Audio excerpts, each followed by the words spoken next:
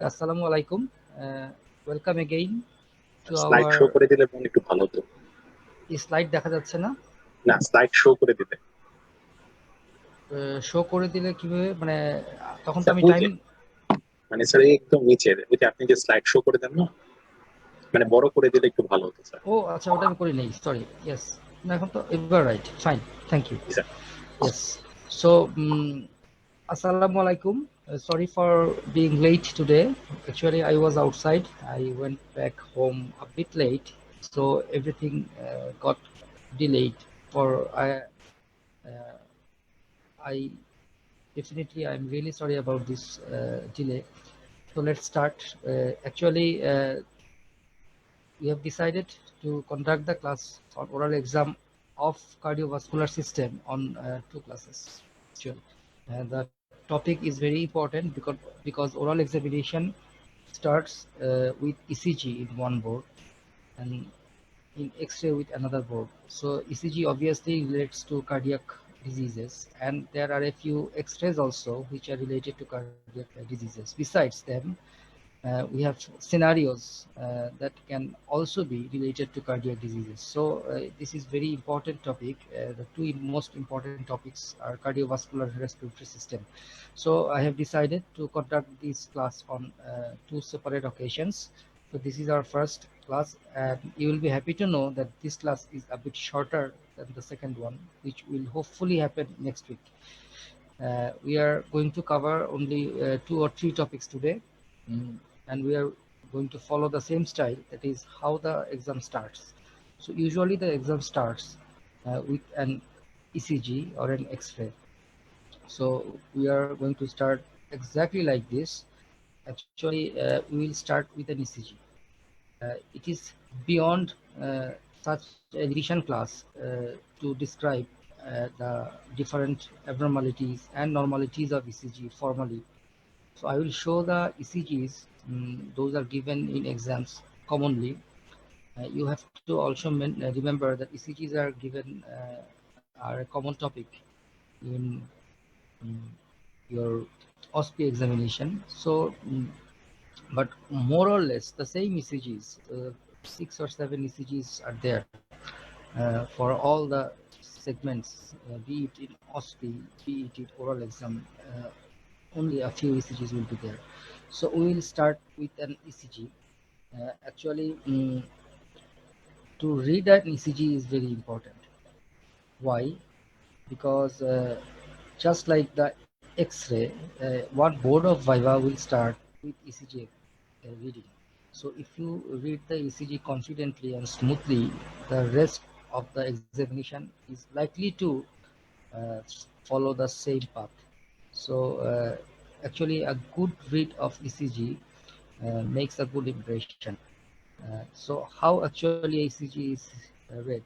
Just like the X-ray, while you are reading an ECG, you have to mention the key diagnostic points given the ECG. That is the important positive points. Then you have to remember, decide the other points to be normal.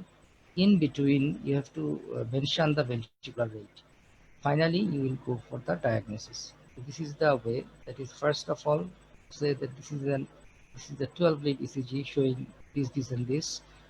Then the ventricular rate is this. Finally, the points which are normal, features which are normal, you can mention. Yes, you can also omit the normal thing, but it is customary to mention the normal things also, not in the OSPI, in the Viva exam, which will mean that you have read the ECG totally. So this is the norm. So just look at this ECG. Actually, in this ECG, what we see very tall R wave and very deep S wave. So the tall R waves are in the V5, V6, V4 in such leads, and very deep S waves are in the V1, V2 these leads. So in the right-sided leads, there is very deep S, and in the left-sided leads, there is very tall R. So when you have this combination, tall R in V5 or V6 and deep S in V1 and V2, you must think that this could be a ECG of left ventricular hypertrophy. This is a very common ECG given. Actually, another thing, you should also notice that there is T inversion in lead 1, in lead 2, in lead AVL, okay, and then of course in lead V5 and V6, very prominent. So this T inversion, actually do not confuse it with T inversion of myocardial infarction. In myocardial infarction, the T inversion is symmetrical. That means this part and this part, both the parts of the T is equal. But here the T is asymmetrical. One is longer, one is shorter. So this is called asymmetrical T inversion.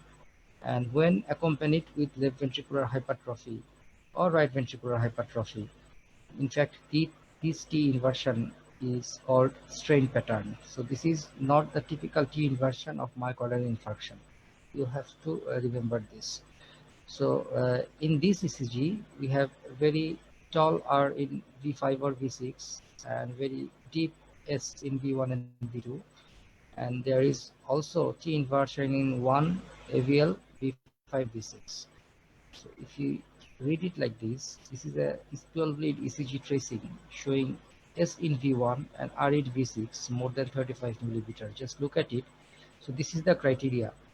Normally, right ventricle is much more thicker than the left ventricle. In fact, it is 3 times as thick as right ventricle. So obviously, in any ECG, the V5, V6 will have R predominant upward deflection of QRS, and in V1, V2, predominantly downwards deflection. But when it is hypertrophied, the extent is so big that the total height of R in V5 or V6 plus depth of S in V1 and V2, totally they cross 35 millimeter. So this is the criteria, that is S in V1 and R in V6 more than 35 millimeter. And also there is asymmetrical T inversion. Actually, I think I should correct the spelling. Asymmetrical T inversion. Thank you.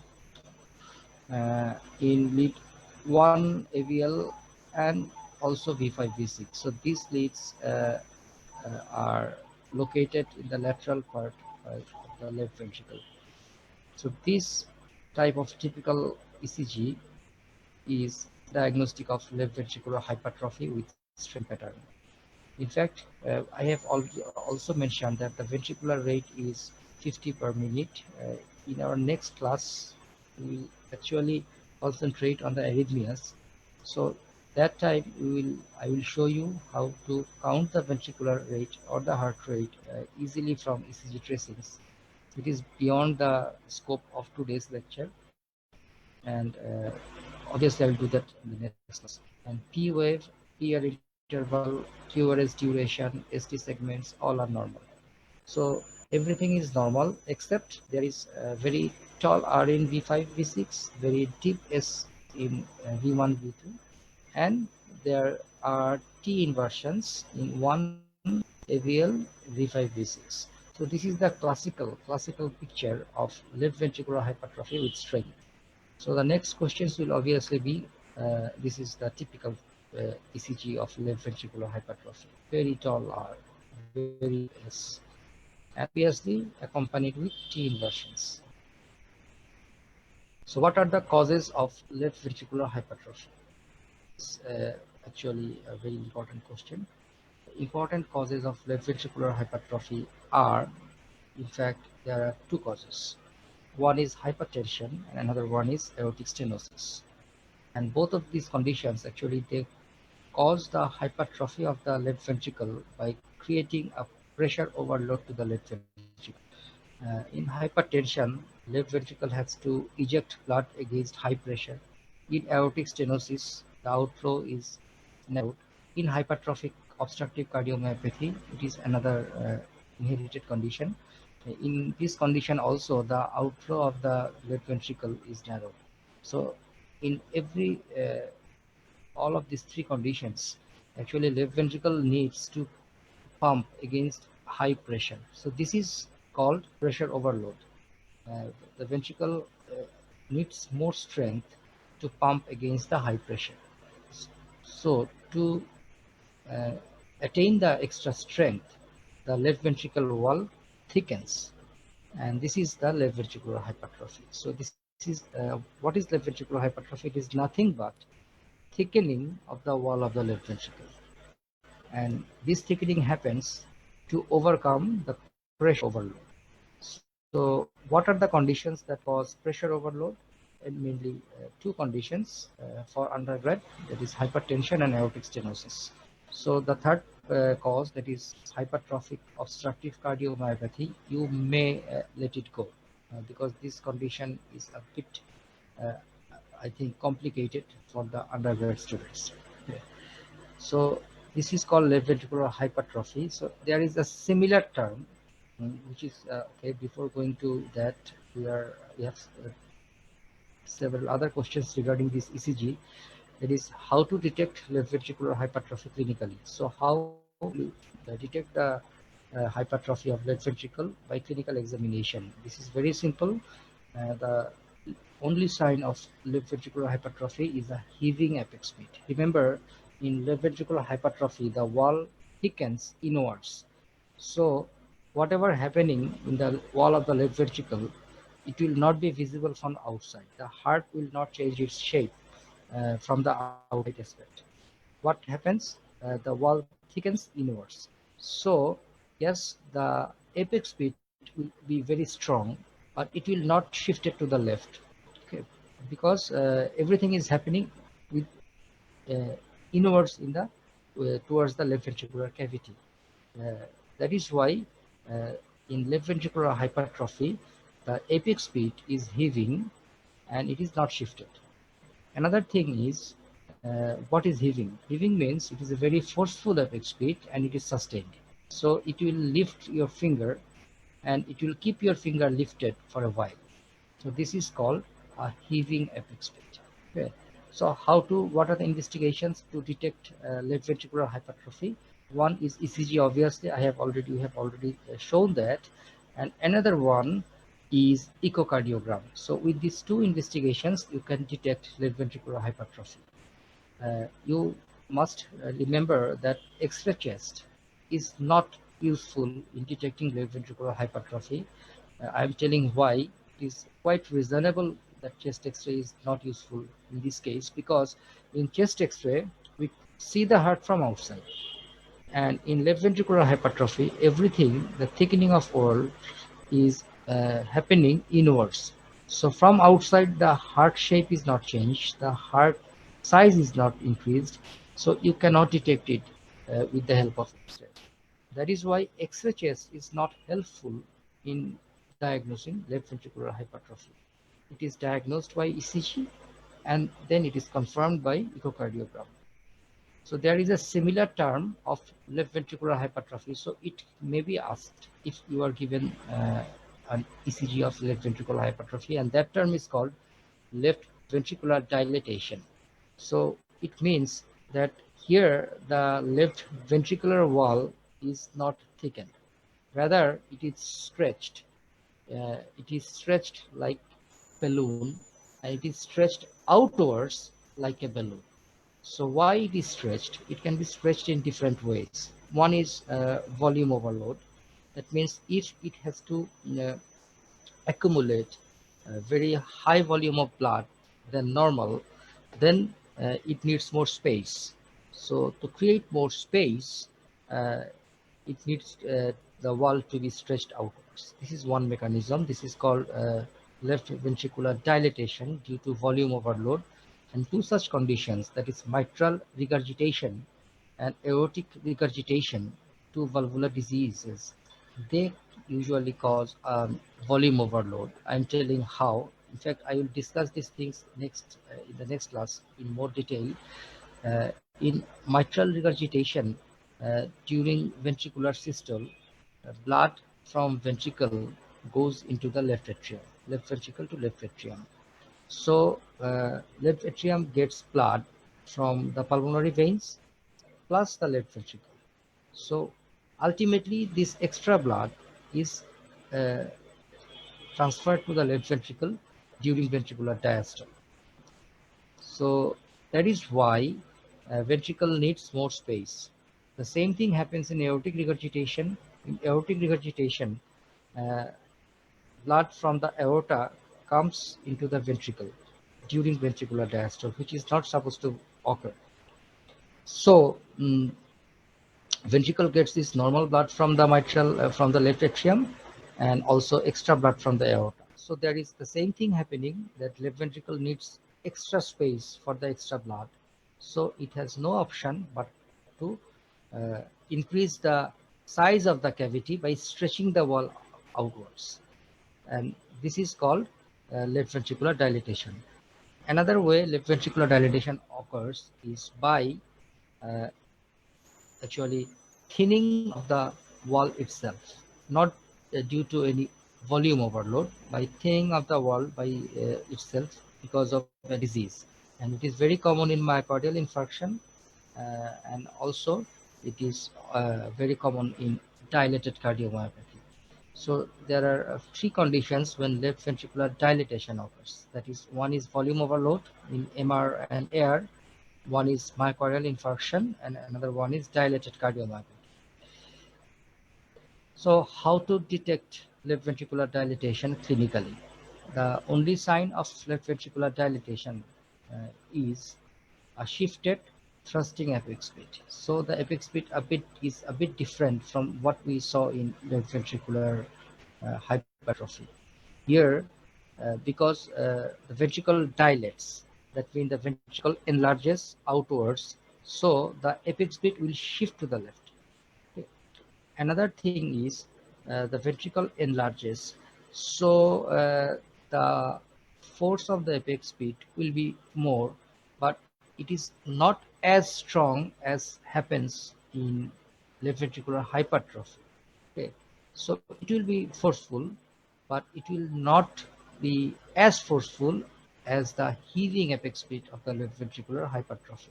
So here what happens, it is forceful, it will lift the finger of the examiner, but it will soon drop the finger.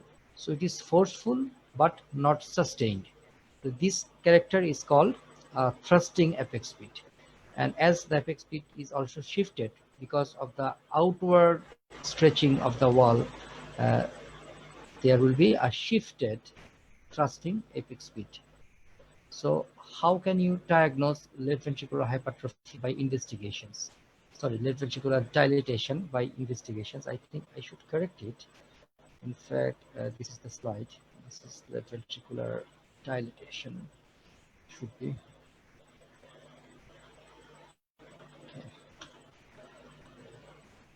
Fine. So, in fact, now chest X-ray can detect it, because the heart is enlarged from outside towards the outside, outwards. That is why X-ray chest, which watches the heart from the outside, will detect as an enlarged cardiac shadow. So this is the thing. And of course, it is confirmed with the help of echocardiogram. But you must remember, ECG is not much helpful in diagnosis of the left ventricular dilatation. Why? Because here the wall is much thickened, rather it is stretched. So the amplitude of the QRS complex will not be very high in the laterally in the V5, V6 in case of left ventricular dilatation, which happens in left ventricular hypertrophy. So this is the interesting thing. That is, left ventricular hypertrophy is diagnosed by ECG, but not by X-ray. Left ventricular dilatation is diagnosed by X-ray, but not by ECG. But both the conditions can be easily diagnosed with the help of echocardiogram. So this is quite an interesting thing to remember. Okay, so from left ventricular hypertrophy, you may get into any of the topics, and the most likely topic will be hypertension. So what is hypertension? There are so many definitions. The easiest one is the most practical one, that is sustained rise of blood pressure above or equal to systolic 140 millimeter of mercury or diastolic 90 millimeter of mercury. Very simple. Okay, so don't make any difficult definition, because in your exam, your practical knowledge, your practical experience, your common sense, these are judged more than your depth of knowledge, your extent of reading textbooks, not that. How easily you can manage the conditions is actually that assessed in your exam. So make the definitions very simple. So this is the simple one, that is sustained rise of blood pressure, systolic 140 millimeter of mercury or more, and diastolic 90 millimeter of mercury or more. Then what will be the causes of hypertension? In fact, in 95% cases, hypertension is not have any identifiable cause, which is called primary hypertension. Yes, in only 5% cases, you may find a primary disease behind the hypertension, and this small group of hypertensive patients are known as secondary hypertension.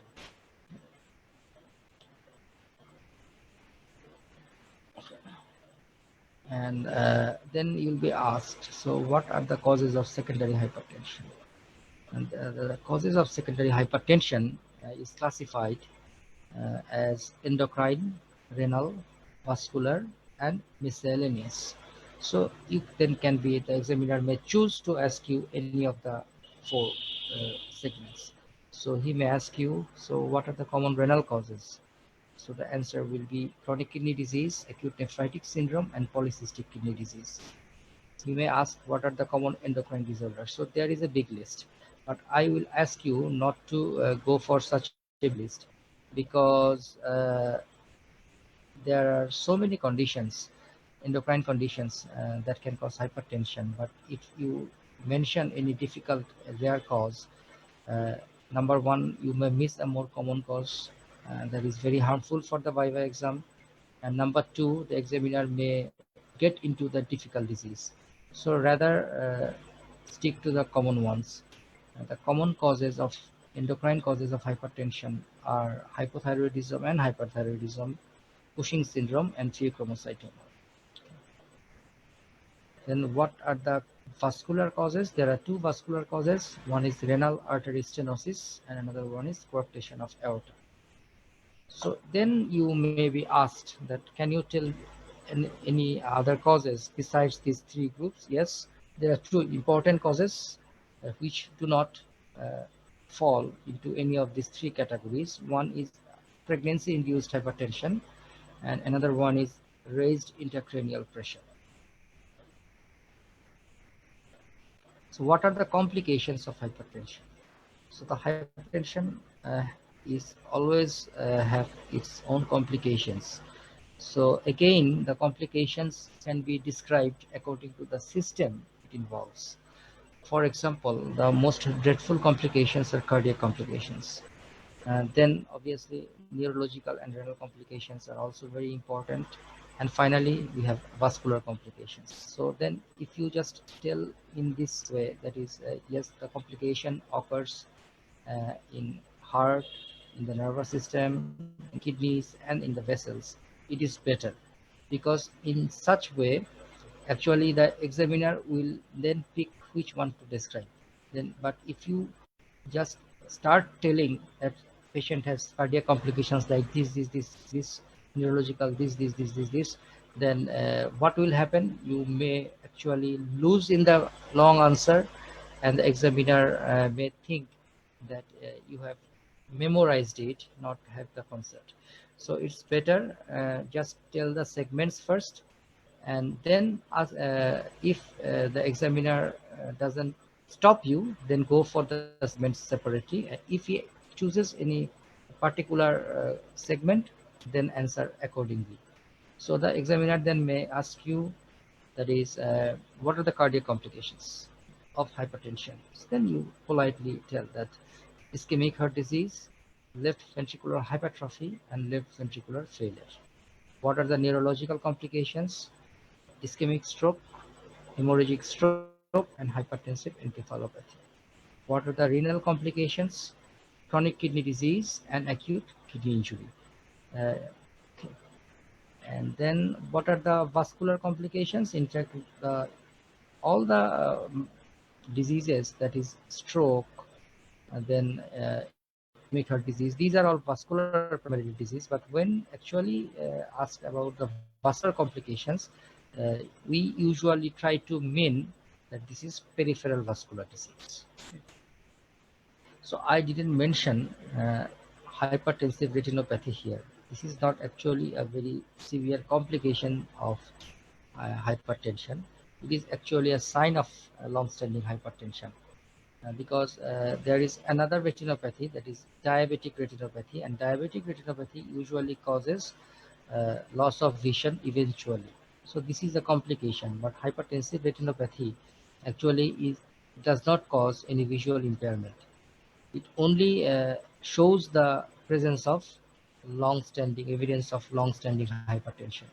So I haven't mentioned hypertensive retinopathy as a complication, but still the examiner may consider it as complication. So if you are asked that did you miss anything, then you will say yes, sir. I probably, sir, you are talking about hypertensive retinopathy.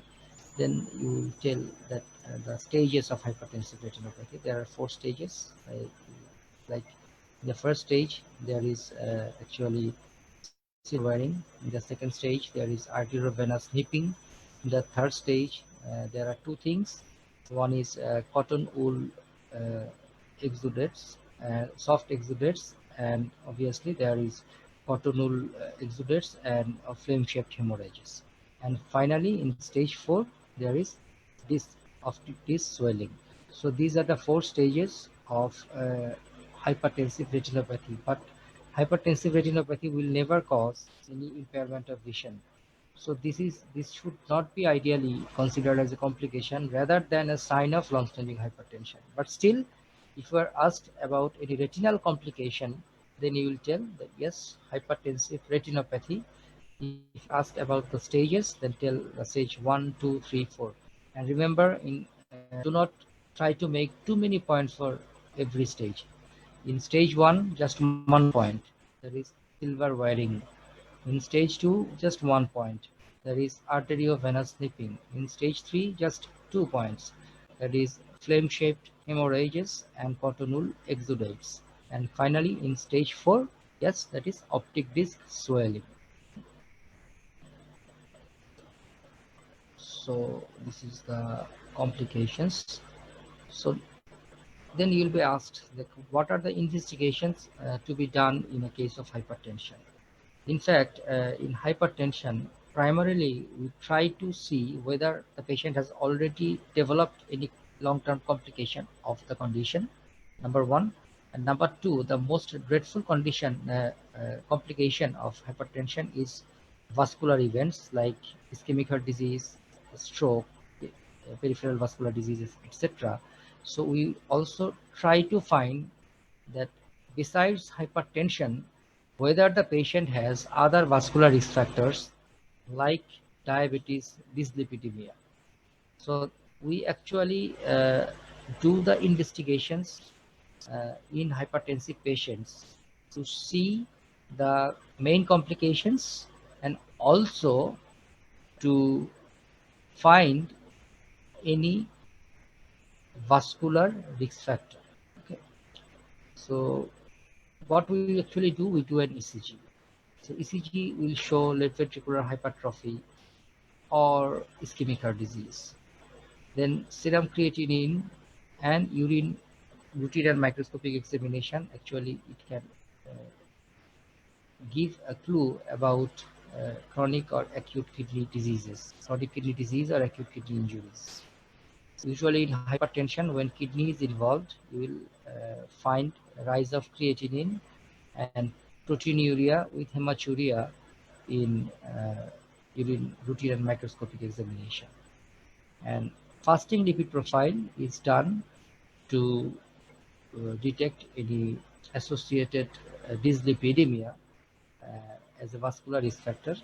And of course, diabetic screen with the help of oral glucose tolerance test and hemoglobin A1C must also be done. So these 6 tests are the first line test for any hypertensive patients. There will be other tests according to the situation, but these 6 are first line tests for hypertension. Okay. So you will be asked, you may be asked, so won't you look for any cause with doing some tests? Your answer will be no, sir. If there is no obvious feature of any underlying disease, like feature of hypothyroidism or hyperthyroidism, or feature of chronic kidney disease, or feature of pheochromocytoma, or in case when the pressure is not controlled with numbers of drugs, in such cases we call it refractory hypertension. So when there is no refractory hypertension or no clinical sign symptom of any underlying cause, I will not look for any cause with the help of tests, because 95% hypertensions are primary hypertensions. So actually we need not uh, search any cause by doing unnecessary investigations. So how to manage hypertension? Hypertension is usually managed by uh, a few advices on lifestyle and antihypertensive drugs. So what are the advices? This is very important, often asked. There is no added salt with diet. This is most important. And of course, smoking cessation, and finally regular exercise. So these 3 are the main 3 advices to be given in hypertensive patients. And then regarding the antihypertensive drugs, you will be asked about okay, what are the groups of antihypertensives you know. So you should mention the first line drugs first. And then if you are asked, you will go for the second line drugs. So what are the first line drugs? First line drugs are ACE inhibitors, angiotensin receptor blockers, calcium channel blockers, and thiazide diuretics. So these 4 groups are first line drugs. And what are the second line drugs? The second line drugs are beta blockers, alpha blockers, aldosterone antagonists, and centrally acting agents. So remember, beta blocker is a very popular drug in our country, but now it has been categorized as a second line drug. So these drugs are used when the first line drugs cannot control the blood pressure, or are not tolerated by the patient, or contraindicated. So when the blood pressure is not controlled with these 4, then you have to choose from these 4. Okay. Uh, I haven't actually mentioned here in this lecture, but it is better for you to remember 1 or 2 examples from each group. Okay, fine. If you just remember 1 example from each group, that will be okay. And also try to remember 1 specific contraindication from each group and 1 specific very serious side effect for each group. Just I'm giving you an example. ACE inhibitor, just recall ramipril. Okay, and then side effect. Okay, serious side effect is in ACE inhibitor is hyperkalemia, and when it is contraindicated, it is absolutely contraindicated in renal artery stenosis, in hyperkalemia, and in pregnancy. So just like this, not too many. Okay, not like your pharmacology things. That is, in pharmacology, you learn, in fact, numbers of agents for numbers of drugs from each group. Ultimately, cannot recall the most available ones. You study uh, at least 15-20 adverse effects from each drug, and ultimately only can recall anorexia, nausea, and vomiting. And you have so many contraindications that the actual contraindications is missed in the exam. So I will ask you to be very selective about this question that is often asked. Okay, tell me a name of a beta blocker. Okay, when the beta blocker can never be used, and what are the most serious side effects of beta blocker? So just tell, okay, atenolol. It cannot be used in acute heart failure, in bronchial asthma, in peripheral vascular disease, and one very serious side effect of beta blocker is worsening of heart failure, worsening of heart block, just like this. Okay. So one important example and one side effect and one contraindication. I am giving you the important examples because in books actually and in teachings there are so many agents usually named are not available to be used nowadays. For example, AC inhibitor, ramipril is good one. Angiotensin receptor blocker, okay, remember losartan. Calcium channel blocker, remember amlodipine. Thiazide diuretics, remember indapamide. Beta blocker, atenolol. Alpha blocker, prazosin. Aldosterone antagonist, spironolactone. Central acting agents, that is clonidine and alpha methyl dopa. Another question often asked I saw in the exam boards, that is what antihypertensive agents can be used safely in pregnancy. So the safest one is a central agent, alpha methyl dopa. And there are a few more agents which can be used also, labetalol, then nifedipine and amlodipine. So these four drugs are quite safe in pregnancy. Very serious acute complication of hypertension is hypertensive crisis. So when we call an hypertension as hypertensive crisis, a very important question also, is systolic blood pressure 180 or more, or diastolic blood pressure 110 or more is called hypertensive crisis, stage 3 hypertension or severe hypertension. So all three are same: hypertensive crisis, severe hypertension, stage 3 hypertension. So hypertensive crisis can be divided into two types, depending on whether there is any target organ dysfunction. In fact, acute target organ dysfunction. So there are a few acute complications of hypertension. So if such a very high level of blood pressure is associated with some few designated dysfunction of target organs, then it is called hypertensive emergency. And when this type of target organ dysfunction is not present, we call it hypertensive urgency. So actually, hypertensive crises are of two types: hypertensive urgency and hypertensive emergency. So hypertensive crisis without acute target organ dysfunction is called hypertensive urgency. And hypertensive crisis with acute target organ dysfunction is called hypertensive emergency. Uh, so then you will be asked, so what do you mean by target organ dysfunction? So target organ dysfunction, actually four dysfunctions, four disease conditions are considered as acute target organ dysfunction in hypertension. So these are acute coronary syndrome, acute heart failure, acute kidney injury, and hypertensive encephalopathy. So these four, if any of these four happens in hypertension with such a big level of hypertension, we call it hypertensive emergency. So is it necessary to distinguish between urgency and emergency? Yes. You can wait a few days in case of urgency to bring the blood pressure back to normal. But in case of hypertensive emergency, you don't have much time because the target organs have already started dysfunctioning. So to stop that dysfunction, to stop that target organ damage, you have to reduce the blood pressure rapidly. And the way you can do it is by using intravenous antihypertensives. So you may also be asked about, okay, tell me a few intravenous antihypertensive agents. And such intravenous antihypertensive agents are labetalol, glyceryl trinitrate, and nitroprusside. So using any of these three, or one single or combination, you can reduce the blood pressure quickly back to normal.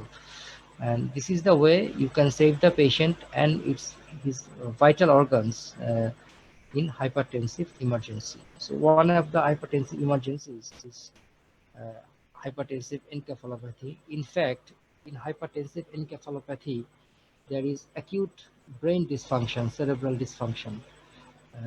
This usually present with restlessness, impaired consciousness, vertigo, sometimes vomiting, headache, On examination, usually there is bilateral extensor plantar response. So this hypertensive encephalopathy, usually we can guess that something bad is happening in the brain, but whether this is hypertensive encephalopathy or whether this is stroke, it should be differentiated. Usually stroke presents with unilateral clinical features like hemiparesis, hemisensory loss, and uh, extensor plantar in one side. But in hypertensive encephalopathy, usually there is no lateralizing sign. That means there are symptoms which are generalized, not limited to a particular side of the body.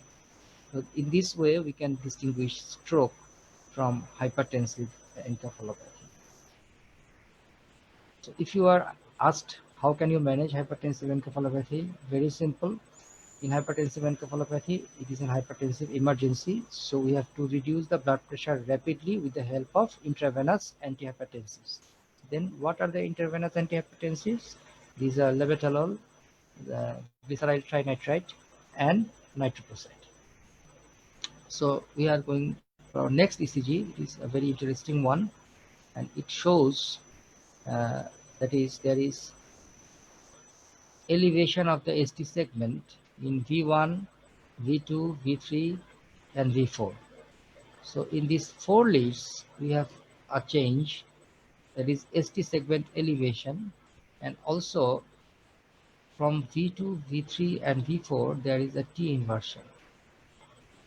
And there is another thing, that is there is a pathological Q wave in V1, V2, V3, V4. So in this ECG, the abnormality is ST elevation, T inversion, and pathological Q waves in lead V1 to V4. So this is a typical ECG of acute myocardial infarction. And to complete the answer, you have to tell it that is acute anterior myocardial infarction. So what we actually mean by anterior myocardial infarction? In fact, myocardial infarction is not a global heart disease. It affects one or two arteries of the heart, usually one artery of the heart, and the part of heart that is supplied by that particular artery. So in myocardial infarction, the changes of ECG will not be seen in every lead. Actually, it will be seen in only the leads which are close to that part affected. So that is why myocardial infarction is a focal heart disease, and the changes of ECG will be limited to particular leads. So to uh, by assessing which leads are affected, we can guess that which part of the heart is got diseased. Okay. So this is a way, uh, that is, just look at this picture. In fact, if someone has ECG changes of MI in lead V1, V2, V3, V4, this is called anterior myocardial infarction. If someone has ECG changes in the lead V1 and V2 only, then it is septal myocardial infarction. That means V1 and V2 actually lie just in front of the interventricular septum. Okay. And then if someone has ECG changes in the leads 1, AVL, V5 and V6, it is called lateral myocardial infarction. In fact, these leads are located in the left lateral portion of the heart. And if someone has ECG changes in 2, 3 and AVF, it is called an inferior myocardial infarction. So the infarction occurs in the lower portion of the heart, in the lower aspect of the heart. Another interesting thing is you can guess which artery is blocked by localizing the infarction. That is, in anterior myocardial infarction, the left anterior descending artery is blocked. In septal myocardial infarction, the same artery is blocked. In lateral MI, either the left circumflex or the diagonal arteries are blocked. And in inferior MI, either right coronary artery or the left circumflex artery is blocked. So you can guess it. And this is another picture uh, to see what actually part of heart affected in different myocardial infarctions. Just look at this. In lateral myocardial infarction, in anterior myocardial infarction, this is the part of heart that is affected. So actually we see that this is the left anterior descending artery. If it is blocked, this part will be affected. And in left septal myocardial infarction, only the septum is affected. So this part is also supplied by the left anterior descending artery. And in lateral myocardial infarction, actually this small part in the left from in front and also from the back, this lateral part of the left ventricle is affected. And actually this is supplied uh, by the left circumflex or the diagonal arteries. This is circumflex comes from here and diagonal here. And finally, the inferior myocardial infarction, it can be seen from the lower aspect.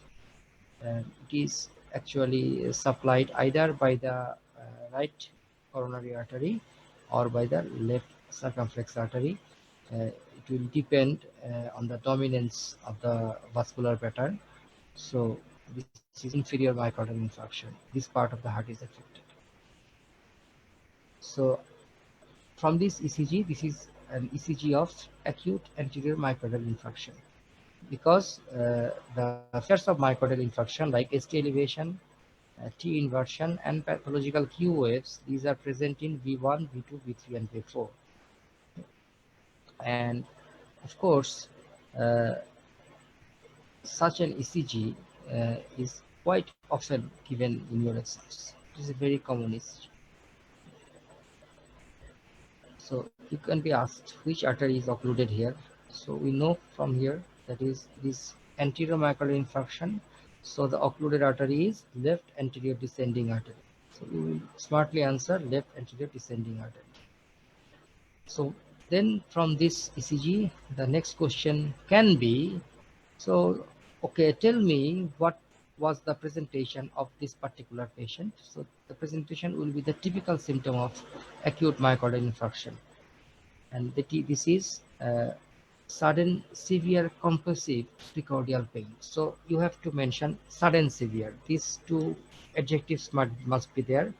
And the pain occurs in the center of the chest, that is the precordium. And it is usually compressive in nature. The sudden severe compressive precordial pain, which may radiate to the arms, the neck, the jaw, even the epigastrium. Okay. And it is associated with vomiting and sweating. And it is not relieved with sublingual nitrates. So this is a typical description of the pain of acute myocardial infarction. You have to remember from top to bottom. There is sudden severe compressive precordial pain radiating to arm, neck, jaws or epigastric region, associated with vomiting and sweating, and not relieved with sublingual nitrates. So what other investigations you want to do in this patient? We have already done ECG, so the next investigation will be blood biomarkers of myocardial injury, and the commonly used test nowadays is serum troponin I or serum troponin T, whichever is available. It should be raised. So this is the diagnosis actually. That is the typical chest pain and the typical ECG and raised serum troponin T or I. But sometimes the patient may have myocardial infarction without the typical chest pain, which is called painless myocardial infarction, quite common in diabetic patients and in very elderly patients. So in such patients, actually diagnosis is still possible, and WHO has set a criteria for diagnosis of myocardial infarction. This is a very popular question in the final prof. So what is the WHO diagnostic criteria for myocardial infarction? In fact, if there are three criteria, one is clinical criteria, that is the typical pain, then the characteristic ECG and raised cardiac biomarkers. So if any two of these three are present, then you can call it myocardial infarction. So one may have myocardial infarction even without chest pain if the ECG and the biomarkers are characteristics. So that we call a painless myocardial infarction. So what are the WHO diagnostic criteria? In fact, presence of two of the three, that is typical chest pain, the characteristics ECG of MI and raised cardiac markers. Any two of these three, if they are present, it is myocardial infarction. So this is the WHO criteria for diagnosing myocardial infarction. How will you treat this patient? What is the emergency management? First of all, you will start. That is, myocardial infarction is an acute cardiac emergency. The patient must be admitted in the hospital, preferably in coronary care unit. Preferably in coronary care unit. Then what we will do, we will give absolute bed rest, high flow oxygen, dual high dose antiplatelets, morphine, subcutaneous heparin. So we will give these 5 to all patients. That is, we will give the patient absolute bed rest. Okay. Then we will start high flow oxygen. We will give platelets at high dose, and we give actually 2 types of antiplatelet drugs. And to reduce the pain, to relieve the pain, we have to give opioids. Commonly we give morphine. And we have to give subcutaneous low molecular weight heparin to every patient. So this is subcutaneous, actually not heparin, this is subcutaneous low molecular weight heparin. I think I should write it. Low molecular weight heparin. Okay. And finally, in selected patients, we do reperfusion therapy. That is either by intravenous thrombolysis or by primary angioplasty. So either of the two is used in selected patients.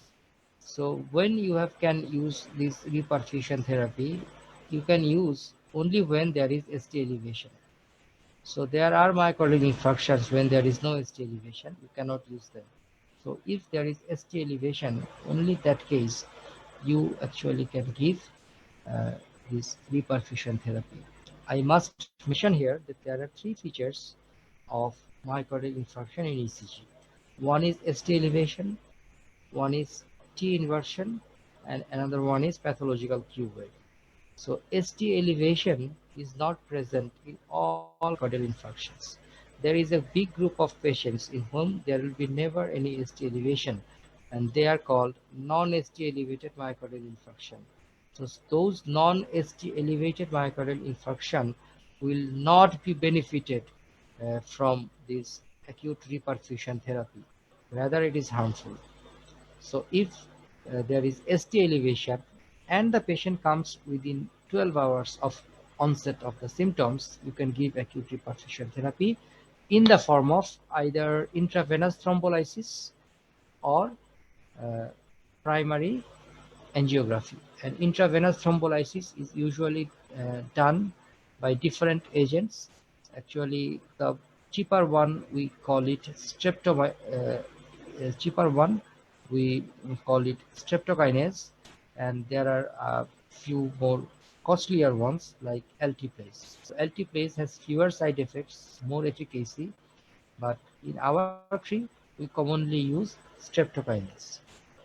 So when you cannot use actually reperfusion therapy, so this is the criteria. That is there should be ST elevation, there should be arrival of the patient within 12 hours.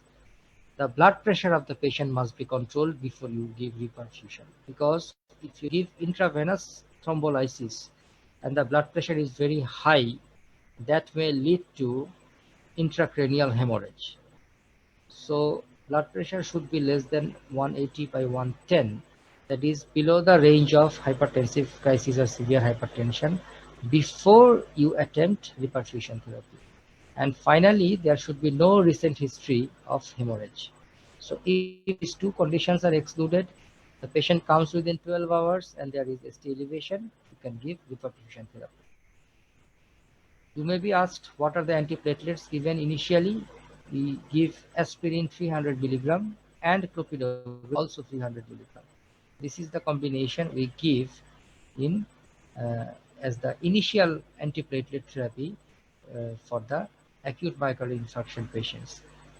Practically what we do, so that whether you have actually seen such conditions, the examiner may judge it by asking you, okay, what actually we give, then tell them that actually what we do, we take the aspirin clopidogrel combination tablet. Each tablet contains 75 milligram of aspirin and 75 milligram of clopidogrel. So we take 4 tablets, we grind it, and then give the patient the grinded tablet so that it is absorbed rapidly. Okay, this is the way we actually treat MI patients with dual antiplatelet at high dose. Now let's see another ECG. So this is an ECG. Actually, it shows only ST elevation in lead 2, lead 3, and lead AVF. So if we get back into our condition, if there is change of MI in 2, 3, and AVF, this is inferior myocardial infarction. So our ECG, it has ST elevation here in 2, 3, and AVF. There is no T inversion, there is no pathological QAF. So there is only ST elevation in 2, 3, and AVF. So our diagnosis will be acute inferior myocardial infarction. So this is acute inferior myocardial infarction. So which artery is occluded here? Let's get back to the previous chart. In inferior myocardial infarction, either the right coronary artery or the left circumflex artery could be occluded. So this is the site of the myocardium that is affected in inferior myocardial infarction. Fine. We have a few more questions, oral questions regarding myocardial infarction, like what are the early complications? So in your textbook, so many are written. Actually, only try to tell only those ones which are clinically very important, which are very common. So actually 3 complications, acute complications are common in after MI. One is acute left ventricular failure, that is acute heart failure, then cardiogenic shock, and the arrhythmias. So the next question will obviously be which arrhythmias are common. The common arrhythmias are ventricular tachycardia or ventricular fibrillation. This is the most important arrhythmia that should be looked for in any myocardial infarction patients. It leads to cardiac arrest and very unfortunate deaths. And of course, there is chance of atrial fibrillation and complete heart block. So these 3 are the common complications or important complications, important arrhythmias that can occur in myocardial infarction patients. So if you are asked what are the acute complications, just tell these 3: acute LVF, cardiogenic shock, and arrhythmias. Then the question will be, what are the arrhythmias?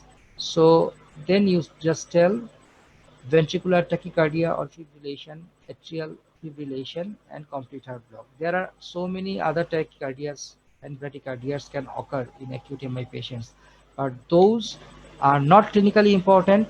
Those usually do not have any adverse effect and need not to be treated. So these arrhythmias, that is VTVF, AF, and complete heart block, they need urgent treatment.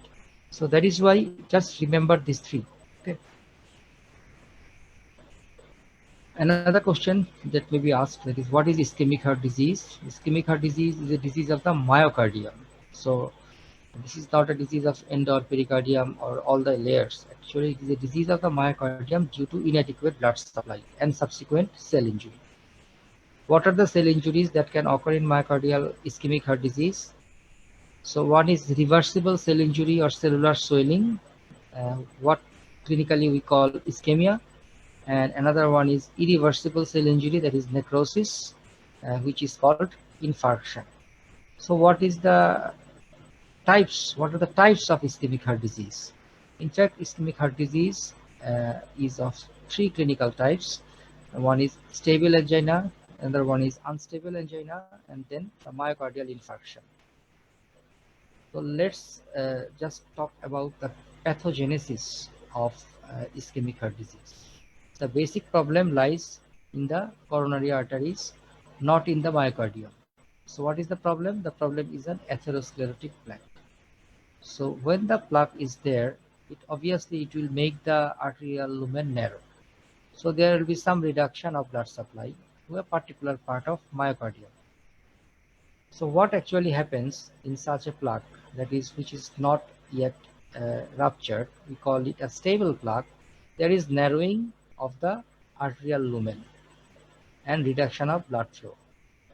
But the narrowing is not big enough, not significant enough. So myocardium during rest is getting adequate blood. When the person is exercising, the myocardium needs to pump more vigorously, so it needs more energy and more blood supply. But this extra blood is not coming because the artery is narrowed. So there will be lack of blood supply only when the patient exercises. And the symptoms will occur only when the patient exercises. This is the basic thing of stable angina.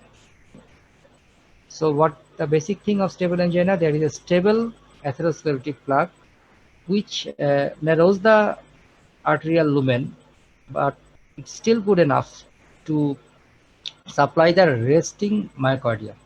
But when there is exercise, then the myocardium needs more blood which is not supplied. So the ischemia will occur during exercise. So this is we call a stable angina. Yeah. When a plaque ruptures, actually it causes activation of the platelets and thrombosis at the site of plaque rupture. So the lumen was narrowed already by the plaque. Now there will be thrombosis, so there will be further narrowing of the lumen. And this causes further compromise of the blood supply of the myocardium. So it is so compromised that now even during rest or during very minimum exertion, the myocardial will be deprived of the blood supply. Okay. So this condition is called acute coronary syndrome. That means after rupture of a plaque, the myocardium actually now gets the lack of blood supply even at rest or during minimum very minor type of exertion. So it is called acute coronary syndrome. So this acute coronary syndrome can be of two types. That is, after the thrombosis, the lumen is occluded. But if it is still not totally occluded, which we call partial occlusion, if the artery is partially occluded after thrombosis, usually the reversible cell injury occurs, and this causes unstable angina. And if the artery is completely occluded after the thrombosis, irreversible cell injury occurs, and this is myocardial infarction. So both myocardial infarction and unstable angina are a consequence of thrombosis after a plaque rupture. Okay, so a ruptured or complicated plaque. In fact, when a plaque ruptures, we also call it a complicated plaque. It's not a stable plaque now. So a rupture or a complicated plaque causes thrombosis, and this thrombosis causes acute coronary syndrome. If the arterial occlusion is partial, this acute coronary syndrome is unstable angina due to ischemia. And if the arterial occlusion is complete, then the acute coronary syndrome is myocardial infarction due to necrosis. So this is the difference. You may also be asked about the typical pain of stable angina. So the typical characteristic is similar to acute myocardial infarction, but it is not that severe, and it occurs only during exertion. So just remove the adjective sudden severe and start from compressive precordial pain on exertion that radiates to arms, neck, jaw or epigastrium, and which is relieved by taking rest or sublingual nitrates. So this is the typical pain of stable angina. It is different from acute MI pain, because in acute MI pain, the same precordial pain, the same radiation, but the difference is in acute MI, the pain is sudden severe, there is no need of exertion, and there is associated vomiting and sweating, which is not present here. And finally, the pain in MI will not be relieved by nitrates. So how to confirm the diagnosis of stable angina? The answer is exercise tolerance test. So not conventional ECG, it is the exercise tolerance test. Why? In fact, exercise tolerance test, what is it? The exercise tolerance test is nothing but an ECG done during exercise. So why it is done, how it differs from conventional resting ECG? In fact, in stable angina, the patient develops ischemia only during exercise. So a normal resting ECG will not actually detect any abnormality. The abnormality will be detected only when the patient will develop the ischemia, and the only time the patient develops ischemia is when the patient exercises. So the ECG will be performed while the patient is exercising, and the ischemia will now be detected. That is why conventional ECG is usually normal in stable angina patients. So we need exercise tolerance test. So let's see our next ECG, and this is the ECG.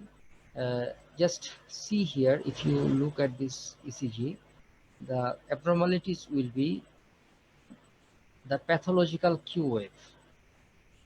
So this is the pathological Q wave. In fact, what is a pathological Q wave? Pathological Q wave is a Q wave which is actually broader than 1 millimeter, which is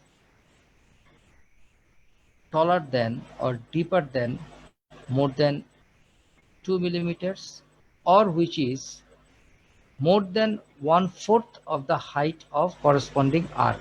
So in this ECG, actually there is no R here, and it is quite more deeper than 2 millimeters. So definitely this is a pathological Q wave. So here we see the pathological Q waves in lead 3 and lead AVF. So when we have only pathological Q waves, the diagnosis is old myocardial infarction. So this is not acute, this is old myocardial infarction. And old myocardial infarction, actually it has some other significance than acute myocardial infarction, because now you don't have to face the emergency situation, but still you need to do something for the patient. So what actually we expect in acute in inferior myocardial infarction, we expect the changes in lead 2, 3 and AVF, but if 2, 3 and AVF, any two of these three leads are affected, we can still call it inferior myocardial infarction. So in this particular ECG, the 2 is not much affected. Okay. 2 is not much affected. In fact, in this lead, we can say that there is a pathological Q. So actually, in this ECG, we have pathological Q in 2, 3 and AVF. So I should correct it. I didn't notice it before. I think it should be lead 2, 3 and AVF. Okay. So this is a case of old inferior myocardial infarction, because there is pathological Q in 2, in 3 and in AVF. So what further investigation to be done in this patient? In fact, this is an old MI, so hopefully all the diagnostic investigations for the acute MI, like ECG at the onset of symptom, then the cardiac markers are already been done. So now the most important investigations to be done is coronary angiogram, because now you have to locate which artery or arteries are occluded. So coronary artery angiogram is usually done to to localize the site of arterial occlusion and also to assess the severity of occlusion. What are the late complications of MI? As this is an ECG of old MI, you may be asked that what are the late complications of MI? Because we have already know there are 3 acute complications like acute heart failure, cardiogenic shock, and arrhythmias. But there are a few late complications like chronic heart failure, ventricular aneurysm, ventricular ectopics. This is one form of arrhythmia, and finally Dressler syndrome. So Dressler syndrome is an interesting thing, and that is why it is often asked in the exam. It is nothing but immune-mediated inflammation of the pericardium or pleura that occurs a few weeks after acute myocardial infarction. Okay, so this is an immune-mediated pericarditis and pleurisy. I'm ready. Just try to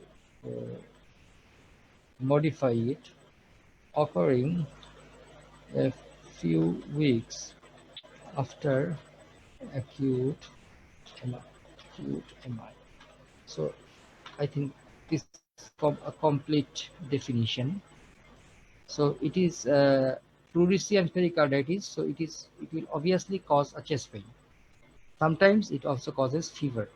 So the symptoms of Dressler syndrome will be chest pain and sometimes fever also. So chest pain and fever, fine. And on examination, you will find pericardial rub and pleural rub. So you should not confuse this condition with a second myocardial infarction or a recurrent myocardial infarction. So this condition should not be treated as a myocardial infarction with antiplatelets, then then the acute perfusion therapy or morphines. Simple NSAIDs are good enough to combat this pain. Sometimes when the pain is not responding with NSAIDs, then you can try steroids. But obviously either NSAID or steroid, whatever you use, it should not be used for more than a few days. Very short course of NSAIDs or steroids. Okay. So now with the ECG of old inferior, the obvious next question will be, in the long term, now how will you manage the patient? So there will be a few advice, and the most important advice is smoking cessation. This is the most important one. And of course, control of other risk factors like control of diabetes, hypertension, and dyslipidemia. So although not written in this lecture, you will be asked that what are the important risk factors for ischemic heart disease. So there are 4 modifiable important risk factors. These are smoking, hypertension, diabetes, and dyslipidemia. But there are still a few non-modifiable risk factors like male gender, advancing age, and family history of ischemic heart disease. So you cannot change those 3, but you can still change these important 4 modifiable ones. You can stop smoking, you can control your blood pressure, you have a good glycemic control, and please correct your lipid disorder. So these things will help you keeping away from ischemic heart disease. So very important question, what are the major risk factors for ischemic heart disease?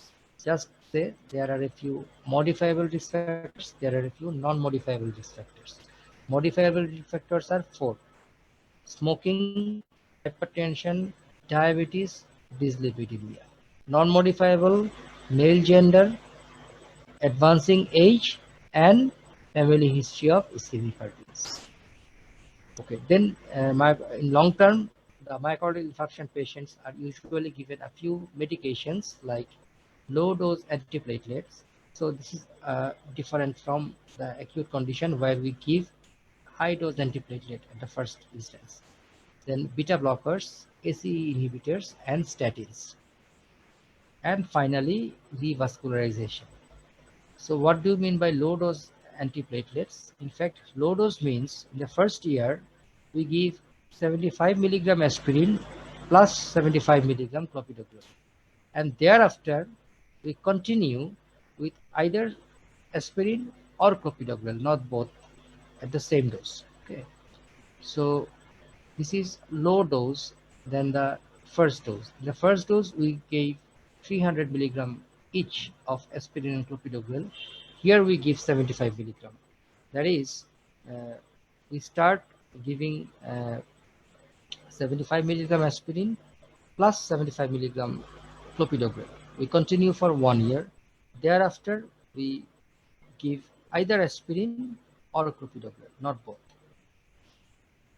So what is revascularization therapy for myocardial infarction? In fact, revascularization therapy is the most definitive treatment for myocardial infarction patient.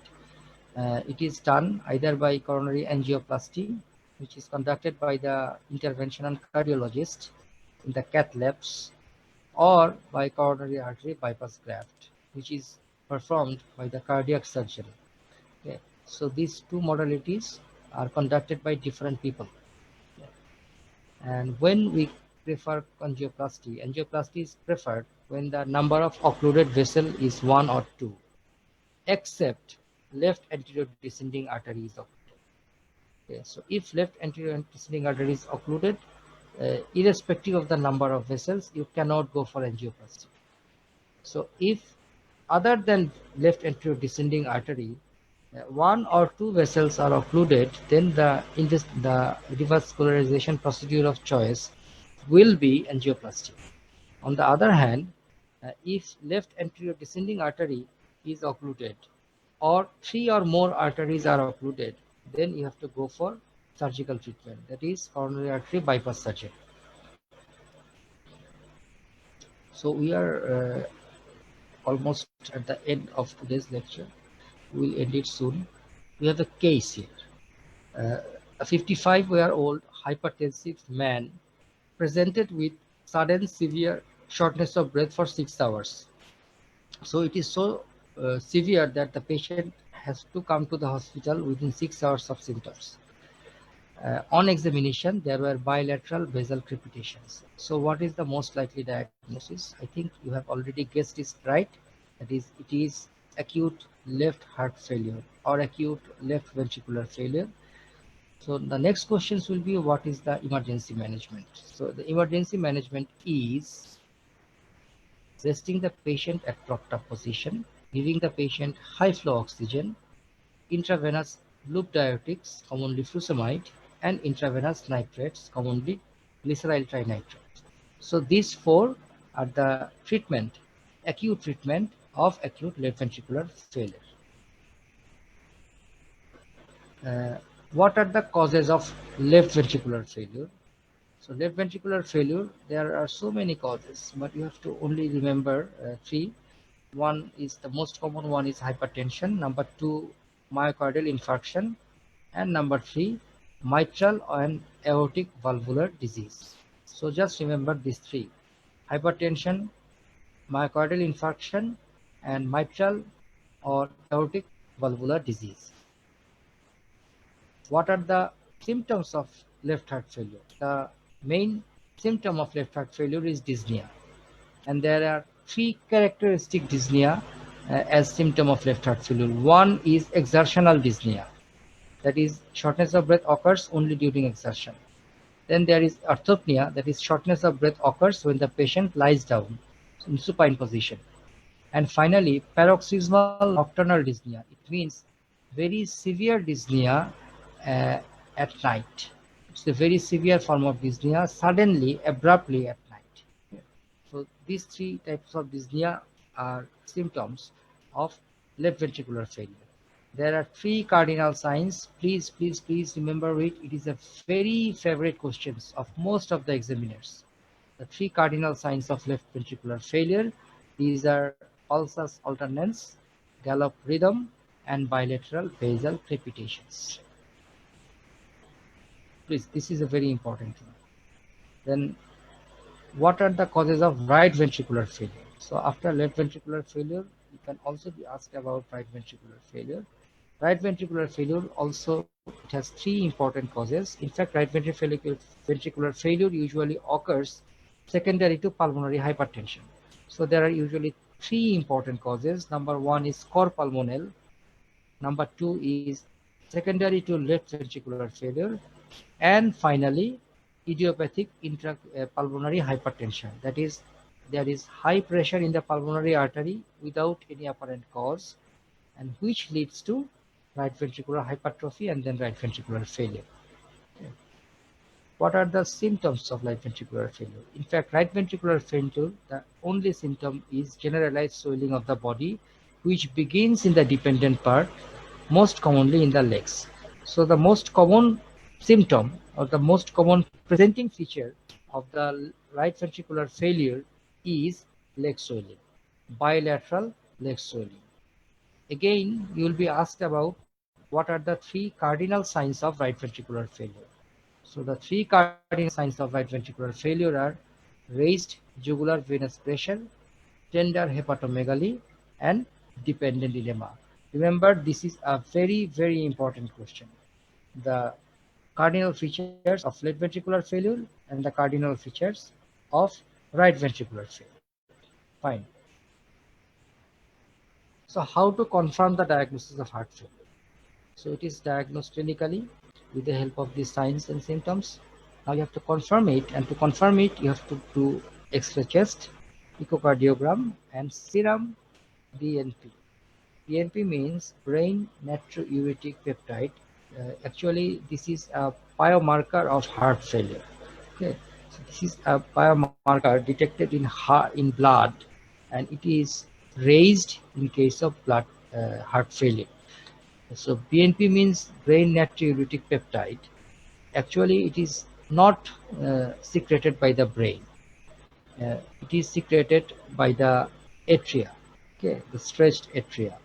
So, and this BNP is raised in heart failure. This is a good test. This is a very good non-invasive test to diagnose heart failure, very helpful.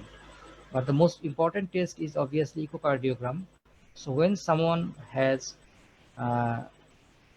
reduced ejection fraction less than 50% in echocardiogram, we designate him as having heart failure.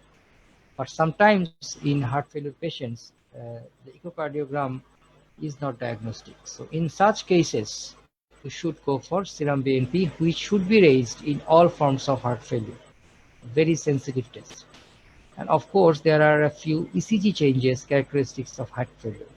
And these are cardiomegaly, upper lobe diversion of veins. So what we mean by upper lobe diversions of veins? It means actually normally the veins in the pulmonary vessels in the upper part of the lung fields are less in number and size than the lower part of the lung fields. So in the upper zone of the upper zones of the lung fields, the pulmonary vessels are less in number and smaller than the vessels in the lower zones of the lung fields. So in heart failure, it changes. Actually, the upper lobe vessels becomes more prominent and more in number. So this is called upper lobe diversion of vessels. Okay.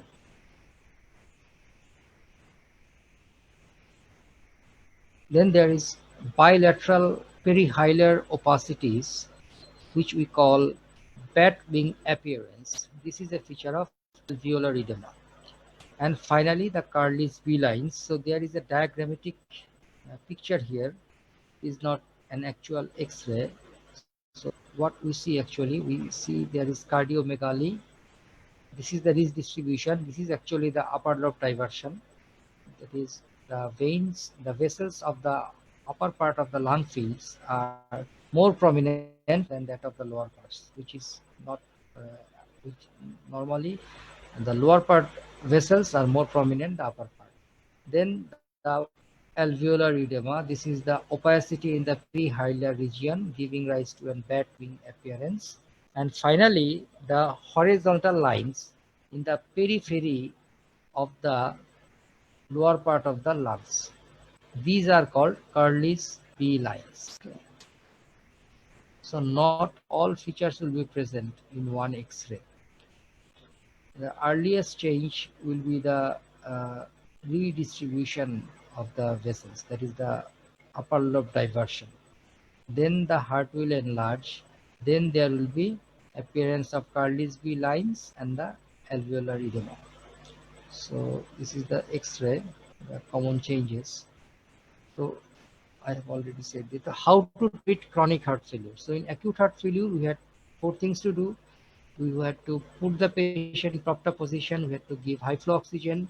We have to give intravenous loop diuretics, and we also have to give intravenous nitrates. But in chronic heart failure, we don't have to do such emergency things. In fact, we have to restrict the fluid and salt intake of the patient. It means that there should be no excessive fluid diet. Okay, and the fluid restriction means usually previous day output plus 500 ml is given. Then of course, until there is edema, either pulmonary edema as evidenced by crepitations or dependent edema, the patient should also be given oral loop diuretics, oral saline. And the most important 2 drugs, that is AC inhibitors or ARB and beta blockers, these are the mainstay of drugs in heart failure. In fact, all patients should be offered these 2 drugs. These are the 2 drugs that prolong the survival, reduces the mortality in heart failure patients. It's very important 2 drugs. And sometimes you have to add spironolactone and digoxin to control heart failure. So how to manage chronic heart failure? The management of chronic heart failure needs restriction of fluid and salt, then use of uh, loop diuretics until there is edema, and then of course use of beta blockers and AC inhibitors. So these are the mainstay of treatment of chronic heart failures. In addition, there may need to be use of spironolactone and digoxin. So this is an X-ray. So this is the first X-ray of today's class. In this X-ray, we see there is enlargement of the cardiac shadow, that means the cardiomegaly, and there is another thing, prominence of the vessels of the upper part of the lung fields. So there is upper lobe diversion of vessels and cardiomegaly, and there are a few horizontal lines at the lower part of the lung fields, peripheral. So Carlisle B lines. So this is a typical X-ray of heart failure. So I think I should correct it. This upper lobe diversion of vessels.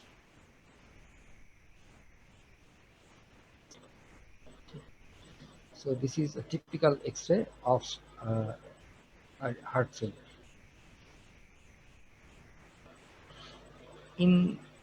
This is the X-ray, that is the upper lobe diversion of vessels and cardiomegaly. Now in this X-ray, just look, yes, cardiomegaly is apparent. The vessels are not much visible, but still you can see there are numerous vessels in the upper lobe. So there is upper lobe diversion of vessels, there is cardiomegaly. In addition, there is an opacity arising from the hilar region and then spreading peripherally. So this is the perihilar opacity of bat wing appearance, and this is also a case of heart failure. So this is an X-ray chest posterior anterior view showing enlarged cardiac shadow, upper lobe diversion of vessels, and perihilar opacity with bat wing appearance. So the diagnosis is heart failure.